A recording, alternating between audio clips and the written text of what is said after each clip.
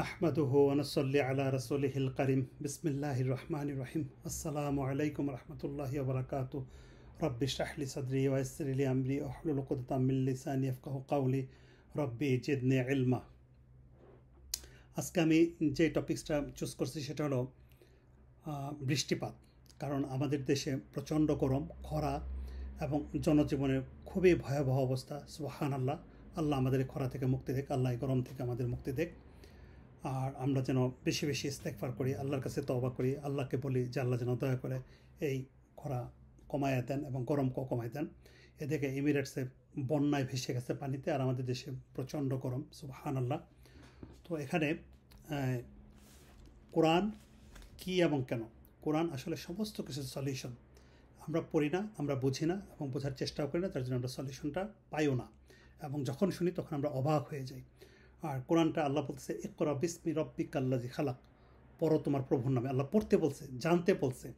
তো যাই হোক, এখানে সূরা হুদের 52 নম্বর আয়াত স্পেসিফিক আল্লাহ বলতেছেন। এটা সূরা হুদ, কোরআনের 11 নম্বর আয়াত। এখানে আদ সম্প্রদায়ের প্রতি হুদ আলাইহিস সালাম আসলেন।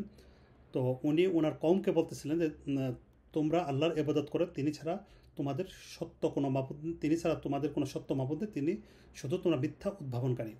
এরপরে বলতেছে, হে আমার কওম, আমি এর জন্য তোমাদের কাছে কোনো বিনিময় চাই না, আমার বিনিময় শুধু তারই জিম্মায় রয়েছে যিনি আমাকে সৃষ্টি করেছেন, তবুও কি তোমরা বুঝো না? ঠিক তারপরের আয়াত 52 নম্বর আয়াতে বলতেছেন, হে আমার কওম, তোমরা তোমাদের প্রতিপালকের ক্ষমা প্রার্থনা করো, সুবহানাল্লাহ, এবং তারই পানে নিবিষ্ট হও।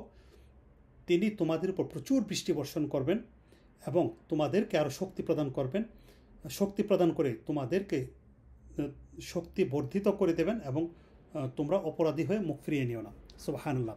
তো এখানে আয়াতের মূল ফোকাস হচ্ছে আমাদের যে তোমরা প্রতিপালকের ক্ষমা প্রার্থনা করো অথবা তার পানে নিবিষ্ট হও, সুবহানাল্লাহ, এবং তিনি তোমাদের উপর প্রচুর বৃষ্টি বর্ষণ করবেন এবং তোমাদেরকে আরও শক্তি প্রদান করে তোমাদেরকে শক্তি বর্ধিত করে দেবে এবং তোমরা অপরাধী হয়ে মুখ ফিরিয়ে নিও না।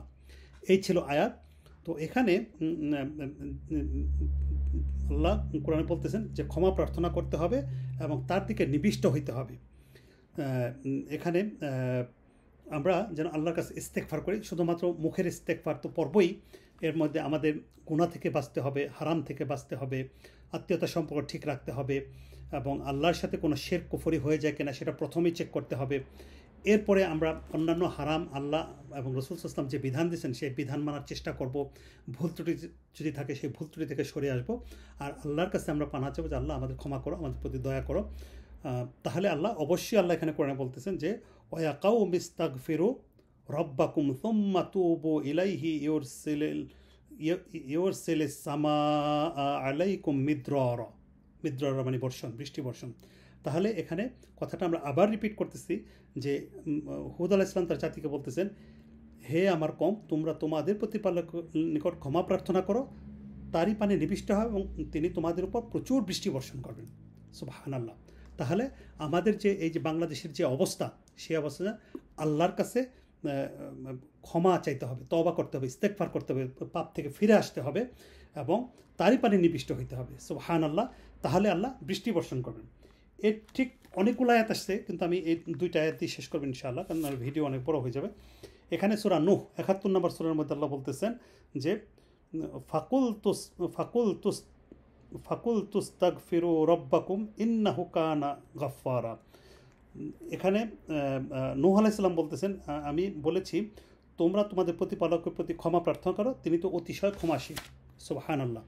এরপরে বলতেছেন 11 নম্বর আয়াতে ইউরসিলিস সামাআ আলাইকুম মিদরারা, তিনি তোমাদের জন্য আকাশ থেকে প্রচুর বৃষ্টি বর্ষণ করবেন।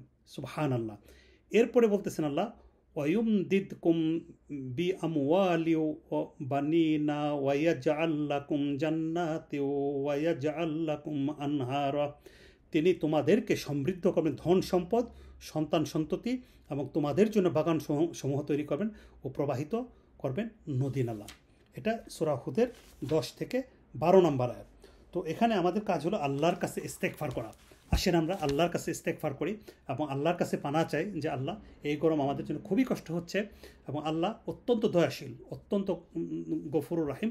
রাসূল সাল্লাল্লাহু আলাইহি ওয়াসাল্লাম বৃষ্টি দেখলে যে দোয়া করতেন যে আল্লাহুম্মা সাইয়্যিবান নাফিয়ান, যে আল্লাহ আমাদেরকে হে আল্লাহ মুষলধারী উপকারী বৃষ্টি বর্ষণ করুন। রাসূল সাল্লাল্লাহু আলাইহি ওয়াসাল্লাম এই দোয়া করতেন যে আল্লাহুম্মা সাইয়্যিবান নাফিয়ান। আসেন আমরা বৃষ্টির জন্য দোয়া করি এবং ইস্তেগফার করি। আমাদের অনেক পাপ ভারী হয়ে গেছে, আমরা পাপ থেকে ফিরে আসি। এখন অনেক পাপই আমাদের চোখে পাপ মনে হয় না। তো আসেন আমরা কোরআন পড়ি এবং কোরআনে ফিরে আসি। এই কোরআনই আমাদেরকে দুনিয়া এবং আখিরাতে কল্যাণ দান করবে এবং দিস ইজ দ্য গ্যারান্টেড। এটা আল্লাহর গ্যারান্টি, এটা আমার আপনার গ্যারান্টি না বা কোনো মানুষের গ্যারান্টি না, আল্লাহ সুবহানাহু ওয়া তাআলার গ্যারান্টি। যে সূরা তোহার মধ্যে আসছে এই কোরআনকে কষ্ট দেওয়ার জন্য তোমাদের কাছে অবতীর্ণ করি নেই। আসেন ভাই, আমরা এখনও সময় আছে। বাংলাদেশে প্রচণ্ড গরম, লাইফ খুবই দুর্বিষহ, এবং এটার আরেকটা সাইন হলো জাহান্নামের আগুন, তো এর তুলনায় কিছুই না। তাহলে আমাদেরকে সাবধান হওয়া উচিত এবং আমরা যেন আল্লাহর পথে ফিরে আসি। আল্লাহ সে সাইন দিচ্ছেন এবং আমরা আল্লাহ যেন আমাদের উপর দয়া করেন। সুবহানাকা বিহামদিকা আশহাদু আল্লা ইলাহা ইল্লা আনতা আস্তাগফিরুকা ওয়া আতুবু ইলাইক। আসসালামু আলাইকুম ওয়া রাহমাতুল্লাহি ওয়া বারাকাতুহু।